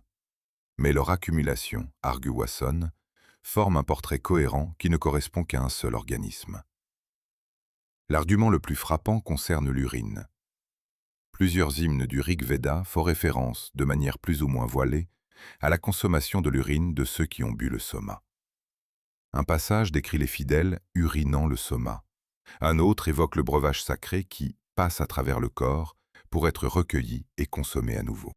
Cette pratique, qui paraît incompréhensible dans le contexte d'une boisson à base de plantes ordinaires, s'explique immédiatement si le soma est un champignon contenant du muscimol. Aucune autre substance psychoactive connue dans l'Antiquité ne présente cette propriété de rester active après passage à travers les reins humains. Pour Wasson, cet indice est décisif. La correspondance entre le rituel sibérien documenté par les ethnologues et les allusions du Rig Veda est trop précise pour être fortuite. Wasson pousse le raisonnement plus loin encore. Les peuples qui ont composé le Rig Veda étaient des pasteurs nomades venus des steppes d'Asie centrale, une région où l'amanite tumouche pousse naturellement sous les bouleaux et les conifères. Lorsqu'ils ont migré vers le sud, vers les plaines chaudes et déboisées du sous-continent indien, ils ont quitté l'aire de répartition du champignon. Le soma est devenu introuvable. Les prêtres ont cherché des substituts, des plantes locales qui pourraient reproduire les effets du breuvage originel, mais aucune ne possédait les mêmes propriétés. Le rituel a survécu, vidé de sa substance. La mémoire du champignon s'est peu à peu effacée, ne laissant que des hymnes dont le sens littéral était devenu incompréhensible pour ceux-là même qui les récitaient. La thèse de Wasson a reçu un accueil polarisé. Plusieurs indianistes et mycologues de renom l'ont jugée convaincante, voire brillante. Le célèbre indologue français, Louis Renoux, a reconnu que l'hypothèse du champignon résolvait des problèmes d'interprétation textuelle que les candidats végétaux laissaient sans réponse. Le mycologue français Roger Haim, alors directeur du Muséum national d'histoire naturelle, a soutenu activement les recherches de Wasson et a contribué à l'identification des champignons sacrés du Mexique. Mais d'autres spécialistes ont opposé des objections sérieuses. Certains hymnes décrivent le soma comme une plante dotée de tiges, ce qui ne correspond pas à un champignon. D'autres passages mentionnent un pressage, un écrasement du soma entre des pierres pour en extraire le jus, un geste qui s'applique mal à un organisme gorgé d'eau qu'il suffirait de tordre. L'aire géographique pose également problème. Si le soma était un champignon des forêts boréales, comment expliquer que les hymnes le situent sur des montagnes, alors que l'amanite tumouche pousse en plaine aussi bien qu'en altitude? Les candidats rivaux n'ont pas disparu pour autant. L'éphédrin, un arbuste des steppes contenant de l'éphédrine, un stimulant puissant, reste un concurrent sérieux, soutenu par des preuves archéologiques trouvées dans des temples zoroastriens d'Asie centrale. Le haoma, l'équivalent iranien du soma dans la tradition zoroastrienne, est encore préparé aujourd'hui à partir d'éphédrins dans certains rituels parsis en Inde. Cette continuité vivante donne à l'hypothèse de l'éphédra une solidité que la thèse du champignon, par définition invérifiable, ne peut pas égaler. Et pourtant, plus d'un demi-siècle après sa publication, le livre de Wasson n'a été ni confirmé ni réfuté de manière définitive. Il demeure l'une des hypothèses les plus discutées de l'ethnobotanique, citée dans les manuels, enseignée dans les universités, débattue dans les colloques. Son influence dépasse largement la question du soma. En posant la thèse qu'un champignon psychoactif avait pu engendrer une tradition religieuse majeure, Wasson a fondé une discipline entière, l'ethnomycologie, l'étude des relations entre les champignons et les cultures humaines. Il a ouvert un champ de recherche qui s'est étendu bien au-delà de l'Inde védique, jusqu'aux peintures rupestres du Tassili Nadjer, dans le Sahara algérien, où des figures humaines à tête de champignons, datant de 7000 à 9000 ans, ont été interprétées par certains chercheurs comme les plus anciennes représentations connues de l'usage rituel des champignons. Jusqu'aux pétroglyphes de Scandinavie, où des formes qui évoquent des chapeaux d'amanite apparaissent dans des contextes cérémoniels. Jusqu'au codex précolombien du Mexique, où les champignons sacrés portent le nom de chair des dieux. La question de savoir si le soma était véritablement l'amanite tumouche reste ouverte. Elle le restera peut-être toujours, faute de preuves matérielles directes qu'aucune fouille archéologique n'a encore livrées. Mais ce que la thèse de Wasson a établi de manière irréversible, c'est que la relation entre les champignons et les civilisations humaines est infiniment plus profonde, plus ancienne et plus structurante que ce que la science occidentale avait jamais envisagé. Le champignon rouge à pois blanc n'est pas un simple organisme forestier. Il est un acteur de l'histoire humaine, un catalyseur culturel, un objet dont l'influence sur les mythes, les religions et les pratiques rituelles s'étend sur des millénaires et des continents. Mais tandis que les universitaires débattent du passé du champignon rouge, son présent se transforme sous l'effet de force que ni les chamans sibériens, ni les prêtres védiques n'auraient pu anticiper. Le climat change, les forêts se modifient, les aires de répartition se déplacent.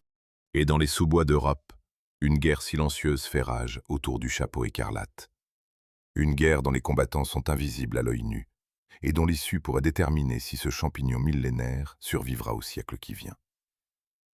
Dans une forêt de hêtres des Cévennes, un mycologue amateur s'accroupit devant un spectacle qu'il n'a jamais vu en 30 ans de cueillette. Une amanite tumouche, encore jeune, à peine sortie de son enveloppe, est couverte d'un duvet blanc grisâtre qui n'a rien à voir avec les flocons habituels du voile. Le chapeau rouge, d'ordinaire éclatant, est terni, comme étouffé sous un voile laiteux. Le pied, normalement ferme, cède sous une légère pression du doigt, révélant une chair brunâtre, spongieuse, déjà en décomposition. Le champignon est vivant, techniquement, mais il est en train d'être dévoré de l'intérieur. Un autre champignon, microscopique, invisible à l'œil nu quelques jours plus tôt, a colonisé ces tissus, y a déployé son propre mycélium et se nourrit de sa chair comme un parasite se nourrit de son hôte. Un champignon qui mange un champignon. Ce phénomène porte un nom scientifique, le mycoparasitisme. Les champignons qui parasitent d'autres champignons sont appelés mycophiles ou mycoparasites, et les mycologues en ont répertorié plusieurs centaines d'espèces. Le monde fongique, loin de l'image paisible de champignons poussant tranquillement sous les arbres, est un théâtre de prédation permanente, où les organismes s'entre-dévorent avec une discrétion totale. L'amanite tumouche, malgré son arsenal chimique, n'est pas à l'abri de ces attaques. Les moisissures du sol, en particulier, sont des adversaires redoutables. Lorsque la chaleur et l'humidité se conjuguent, elles peuvent coloniser un corps fructifère en quelques heures, y injecter leurs propres enzymes digestives et transformer une chair ferme et colorée en une bouillie informe en moins de 2 jours. La guerre ne se limite pas aux moisissures. Sous la surface du sol, le mycélium de l'amanite tumouche livre un combat permanent pour le territoire. Chaque centimètre cube de terre forestière est disputé entre des dizaines d'espèces fongiques, des bactéries, des actinomycètes, des nématodes microscopiques. Les ifs de la tumouche entrent en compétition directe avec celles d'autres champignons mycorhiziens pour l'accès aux racines des arbres partenaires. Un bolet, un lactaire, un cortinaire, tous convoitent les mêmes radicelles, les mêmes points de contact où s'échangent les sucres et les minéraux. Lorsque deux mycéliums concurrents se rencontrent dans le sol, une confrontation chimique s'engage. Chaque espèce sécrète des composés antimicrobiens, des enzymes, des substances inhibitrices destinées à ralentir ou à détruire les filaments de l'adversaire. Ce sont des batailles invisibles, silencieuses, qui se jouent à l'échelle du micromètre, mais dont l'issue détermine quels champignons apparaîtront en surface à l'automne suivant. Et dans cette bière souterraine, l'amanite tumouche dispose d'un avantage considérable. Sa capacité à s'associer avec un très grand nombre d'essences forestières différentes lui confère une flexibilité territoriale que beaucoup de ses concurrents n'ont pas. Un bolet peut dépendre d'un seul genre d'arbre. La tumouche, elle, peut nouer des alliances avec des bouleaux, des pins, des épicéas, des chênes, des hêtres, des mélèzes. Si un arbre partenaire meurt ou est abattu, le mycélium peut se redéployer vers un voisin d'une espèce entièrement différente. Cette plasticité est l'une des raisons de son omniprésence dans les forêts de l'hémisphère nord, de la Scandinavie au Japon, des Alpes aux forêts canadiennes. Mais cette résilience a ses limites. Et ces limites deviennent visibles à mesure que les forêts changent sous l'effet des activités humaines. Le premier ennemi de l'amanite tumouche n'est ni une moisissure, ni un concurrent fongique, ni un insecte. C'est la tronçonneuse. Lorsqu'une forêt est abattue, les arbres ne sont pas les seuls à disparaître. Le réseau mycorhizien tout entier s'effondre. Sans racines vivantes pour fournir les sucres de la photosynthèse, le mycélium meurt de faim en quelques mois. Et contrairement aux arbres qu'on peut replanter, le réseau fongique ne se reconstitue pas sur commande. Les jeunes plants installés dans un sol dégoisé manquent de partenaires mycorhiziens, et leur taux de survie en pâtit gravement. Des décennies peuvent s'écouler avant qu'un réseau fongique complexe ne se rétablisse dans un sol qui a été mis à nu. La pollution atmosphérique constitue une menace plus insidieuse. Les champignons mycorhiziens sont particulièrement sensibles aux dépôts azotés, ces excès d'azote d'origine industrielle et agricole qui se déposent sur les sols forestiers via les pluies et les poussières. L'azote, en quantité normale, est un nutriment essentiel. Mais en excès, il perturbe l'équilibre délicat de la symbiose mycorhizienne. Lorsque le sol est saturé d'azote, les arbres n'ont plus besoin de leur partenaire fongique pour se procurer cet élément. La relation symbiotique perd sa raison d'être. Les arbres réduisent leur investissement en sucre vers les racines mycorhizées et les champignons, privés de leur source d'énergie, déclinent. Des études menées aux Pays-Bas, en Allemagne et en Scandinavie ont documenté un recul significatif de la diversité des champignons mycorhiziens dans les forêts exposées à de fortes retombées azotées. L'amanite tumouche, autrefois omniprésente dans certaines forêts néerlandaises, y est devenue rare en l'espace de quelques décennies. Le compactage des sols par les engins forestiers, le piétinement des sentiers de randonnée, l'imperméabilisation des surfaces par l'urbanisation ajoutent leurs effets à cette érosion silencieuse. Un sol compacté est un sol asphyxié, où les ifs fongiques peinent à se frayer un passage, où l'eau stagne au lieu de percoler, où la vie microbienne décline. Les forêts périurbaines, celles que des millions de citadins fréquentent chaque week-end, sont les plus touchées. Le champignon le plus reconnaissable du monde disparaît en premier des endroits où il pourrait être vu par le plus grand nombre. Le changement climatique ajoute une dimension inédite à cette situation. Les modèles climatiques prévoient un réchauffement moyen de 1,5 à 4 degrés Celsius d'ici la fin du siècle dans les forêts tempérées européennes. Pour les champignons mycorhiziens, les conséquences sont doubles et contradictoires. D'un côté, le réchauffement allonge la saison de fructification, ce qui pourrait bénéficier à certaines espèces. De l'autre, il accentue les épisodes de sécheresse estivale, qui sont particulièrement néfastes pour les champignons dont le mycélium dépend d'une humidité constante du sol.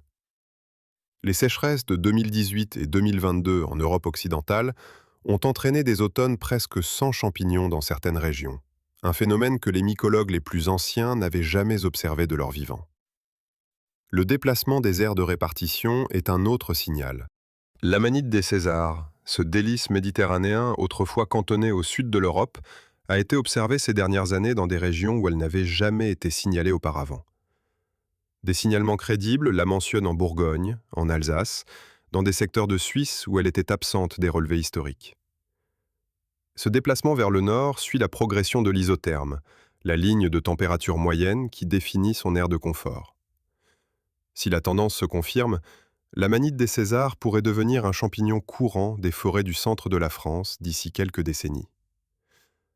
Cette expansion peut sembler une bonne nouvelle pour les amateurs de gastronomie, mais elle témoigne d'un bouleversement profond des équilibres forestiers.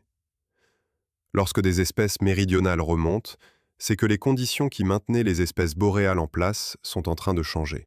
La tumouche, espèce des forêts fraîches et humides, pourrait voir son aire se contracter par le sud tout en s'étendant par le nord, suivant la migration lente des forêts boréales vers le pôle. L'amanite tumouche est aussi un indicateur biologique d'une sensibilité remarquable. Sa présence dans une forêt est le signe d'un écosystème fonctionnel, d'un sol vivant, d'un réseau mycorhizien actif, d'une communauté d'arbres en bonne santé. Son absence, dans un habitat où elle devrait normalement se trouver, est un signal d'alarme. Les forestiers, les écologues, les gestionnaires d'espaces naturels commencent à intégrer cette donnée dans leur diagnostic. Inventorier les champignons d'une forêt, c'est prendre le pouls de sa santé souterraine, celle que ni la hauteur des arbres ni la densité du feuillage ne permettent d'évaluer. L'organisme qui a traversé des millions d'années d'évolution, survécu aux glaciations, aux éruptions volcaniques, aux extinctions de masse, fait face aujourd'hui à un défi d'une nature différente. Non pas une catastrophe brutale, mais une érosion lente, progressive, multifactorielle, dont chaque composante prise isolément semble gérable, mais dont l'effet cumulé pourrait être dévastateur. Le paradoxe est vertigineux. Un champignon que tout le monde reconnaît, mais que personne ne protège. Aucune loi, dans aucun pays d'Europe, n'accorde à l'amanite tumouche un statut de protection spécifique. On protège les orchidées, les rapaces, les grands mammifères. On ne protège pas les champignons, parce qu'on ne comprend pas encore pleinement leur rôle, parce que leur vie souterraine échappe au regard, parce qu'un organisme que l'on croit dangereux n'inspire pas la sympathie. Et pourtant, si les champignons mycorhiziens disparaissaient, les forêts telles que nous les connaissons cesseraient de fonctionner. Les arbres, privés de leur réseau d'approvisionnement souterrain, absorberaient moins d'eau, moins de minéraux, résisteraient moins bien aux maladies, aux sécheresses, aux tempêtes. La forêt ne mourrait pas en un jour. Elle s'affaiblirait, lentement, imperceptiblement, comme un organisme dont le système circulatoire se dégrade. Et lorsque les signes deviendraient visibles en surface, il serait peut-être trop tard pour reconstituer ce qui avait été détruit dans l'obscurité du sol. Mais cette même obscurité, ce même monde souterrain qui semble si fragile, recèle peut-être aussi la clé d'une découverte que personne n'attendait. Car les molécules que la tumouche fabrique depuis des millions d'années dans le silence de son mycélium commencent à révéler, sous les instruments des laboratoires modernes, des propriétés que la toxicologie seule n'avait jamais soupçonnées. Dans un laboratoire de neurosciences de l'Université de Zurich, une chercheuse observe un écran où s'affiche en temps réel l'activité cérébrale d'une souris de laboratoire. L'animal a reçu, quelques minutes plus tôt, une micro-injection de mucimol directement dans une zone précise de son cerveau. Sur l'écran, la région ciblée s'éteint progressivement, comme un quartier de ville dont on couperait l'électricité rue par rue. Les neurones ne meurent pas, ils cessent simplement de s'activer, mis en pause par la molécule qui imite le principal frein chimique du système nerveux. La chercheuse note les coordonnées, le dosage, la durée de l'inhibition. Elle répétera l'expérience des dizaines de fois, en variant les zones, en cartographiant avec une précision millimétrique les circuits que le mucimol permet de désactiver sélectivement. Ce qu'elle construit, injection après injection, c'est une carte fonctionnelle du cerveau vivant, réalisée grâce à une molécule que des chamans sibériens utilisaient il y a des millénaires sans connaître un seul de ces mécanismes. Le mucimol est devenu, au cours des dernières décennies, l'un des outils les plus précieux de la neurobiologie expérimentale. Sa capacité à se fixer sur les récepteurs de l'acide gamma-aminobutyrique avec une affinité supérieure à celle du neurotransmetteur naturel en fait un interrupteur moléculaire d'une précision remarquable. Contrairement à une lésion chirurgicale qui détruit définitivement les neurones, l'inhibition par le muscimol est réversible. La zone désactivée reprend son fonctionnement normal après quelques heures, une fois la molécule métabolisée. Cette réversibilité permet aux chercheurs d'éteindre, puis de rallumer des régions cérébrales spécifiques et d'observer les conséquences sur le comportement de l'animal en temps réel. Le muscimol a ainsi contribué à identifier les fonctions de dizaines de structures cérébrales, du cortex moteur au noyau amygdalien, du cervelet à l'hippocampe. L'acide iboténique, l'autre molécule majeure de la manite Tumouche, joue un rôle complémentaire et plus sombre dans les laboratoires. Là où le muscimol éteint les neurones sans les détruire, l'acide iboténique, à des doses contrôlées, les détruit sélectivement en provoquant une surexcitation fatale. Les neurobiologistes utilisent cette propriété pour créer des modèles animaux de maladies neurodégénératives. En détruisant des populations neuronales précises dans le cerveau d'un rongeur, ils reproduisent les symptômes de la maladie d'Alzheimer, de la maladie de Parkinson, de la chorée de Huntington, et peuvent ensuite tester des traitements potentiels sur ces modèles.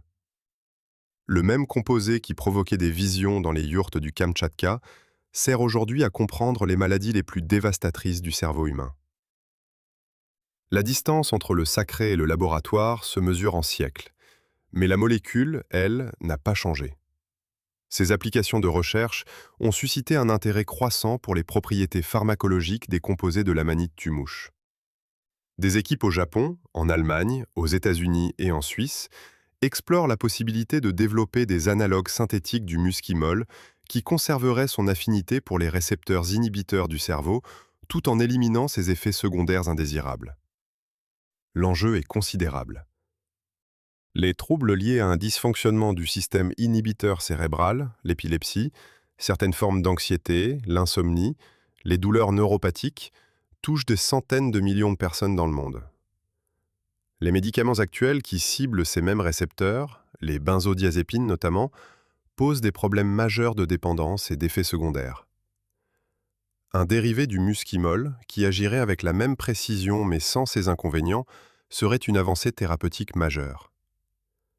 La recherche en est encore à ses débuts, et aucun médicament issu directement du champignon n'est actuellement sur le marché.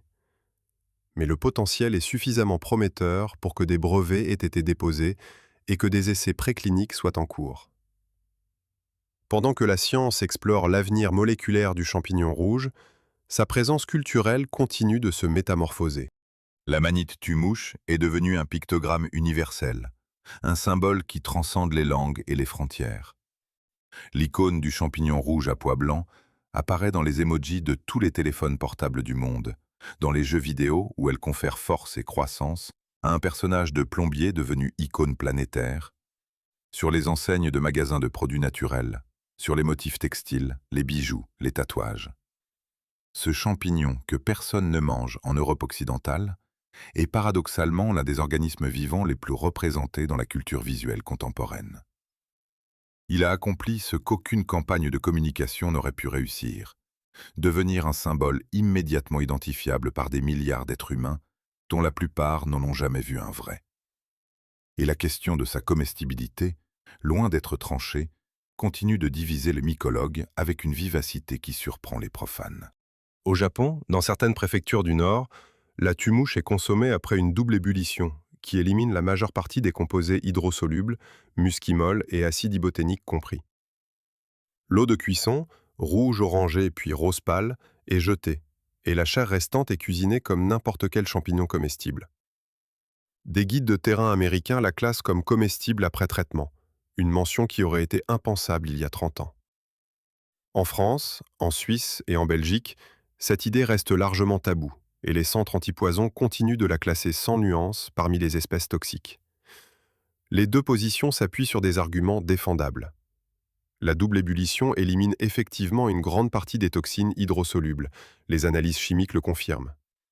Mais la variabilité biochimique entre les individus, entre les populations, entre les régions de récolte, rend impossible toute garantie absolue de sécurité. Une amanite récoltée dans une forêt de bouleaux finlandaise et une autre cueillie sous les épicéas des Vosges ne contiennent pas les mêmes concentrations de chaque composé. La réaction d'un organisme humain sain et celle d'une personne souffrant d'une fragilité cardiovasculaire peuvent diverger radicalement face aux mêmes champignons. Le risque, même réduit par la préparation, ne peut pas être ramené à zéro. Cette incertitude irréductible est peut-être la leçon la plus profonde que l'Amanite Tumouche ait à offrir. Depuis le début de ce film, un fil conducteur relie chaque étape de son histoire. La dualité. Poison et médicament.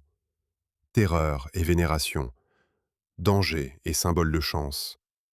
Tueur d'empereurs et nourriture des dieux. Le champignon rouge résiste à toute classification simple, à toute catégorie unique. Il est, selon le dosage, le contexte, l'espèce qui le consomme et la culture qui le regarde, exactement ce que l'on projette sur lui. Et c'est cette dualité qui ramène à la question posée au tout début de ce film. L'Amanite Tumouche est-elle réellement le soma des anciens Védas, le breuvage sacré qui aurait engendré l'une des plus anciennes traditions religieuses de l'humanité? Après plus d'un demi-siècle de débat, la réponse honnête est que nous ne le savons pas. Aucune preuve archéologique directe, aucune analyse chimique de résidus antiques, aucun texte sans ambiguïté ne permet de trancher définitivement. Les arguments de Wasson restent séduisants, mais contestés.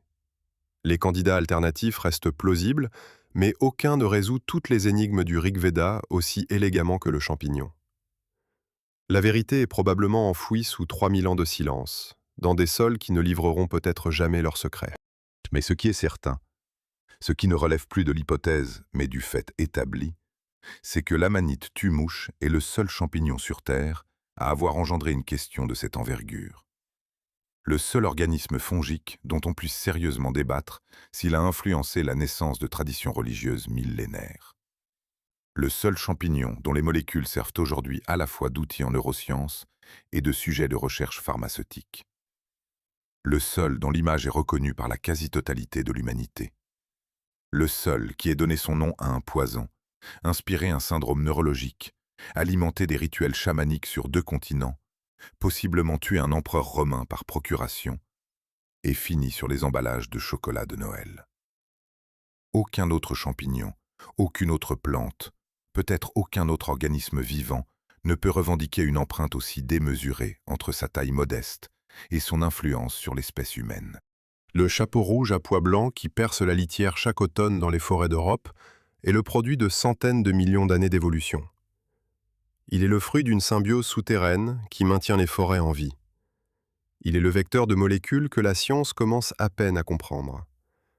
Il est le support d'un imaginaire culturel d'une richesse sans équivalent dans le monde vivant. Et il est, aujourd'hui, un organisme dont l'avenir dépend de la capacité des sociétés humaines à protéger les sols, les forêts et les équilibres écologiques invisibles qui le font exister. La prochaine fois qu'un chapeau écarlate, constellé de flocons blancs, apparaîtra au bord d'un sentier forestier, il sera peut-être possible de le regarder autrement. Non plus comme un danger à éviter ou une curiosité à photographier, mais comme ce qu'il est réellement. L'un des êtres vivants les plus extraordinaires, les plus anciens et les plus mal compris de la planète. Un organisme qui, sous ses airs de carte postale, contient à lui seul plus de mystères que la science n'en a encore résolu. Merci d'avoir fait ce voyage avec moi. Je suis Augustin Delacroix, et si cette plongée dans le monde de l'Amanite Tumouche a changé, ne serait-ce qu'un peu, votre regard sur les champignons, alors ce film aura atteint son but. À bientôt pour une nouvelle exploration du vivant.